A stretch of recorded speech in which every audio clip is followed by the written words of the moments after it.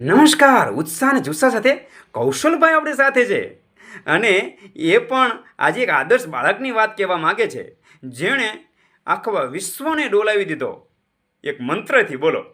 અને ખાસ કરીને એના ઉપરથી એક તહેવાર પણ ઉજવવામાં આવે છે. અસુરકુળમાં જન્મેલો આ બાળક એક આદર્શ બાળક છે. તો બોલો કૌશલભાઈ, એ બાળકનું નામ શું? તેનું નામ છે પ્રહલાદ. એમ? એને કણ કણમાં ભગવાન દેખાતા અને એને કયો મંત્ર આપ્યો? ઓમ નમો ભગવતે વાસુદેવાય. ઓમ નમો ભગવતે વાસુદેવાય. આખું વિશ્વ ડોલાઈ દીધું તેને. વાહ ભાઈ વાહ. તો એ મંત્ર તમે કેવી રીતે બોલો છો? ઓમ નમો ભગવતે વાસુદેવાય. વાહ ભાઈ વાહ. અને ખાસ કરીને એ બાળક પરથી આપણે કયો તહેવાર આવે છે? તે બાળક પરથી તહેવાર આવે છે કે હોળી ધૂળેટી આવે છે. વાહ ભાઈ વાહ. હોળી અને હોલિકા દહન, હે ને? વાહ ભાઈ વાહ. All the best. વાહ કૌશલભાઈ વાહ.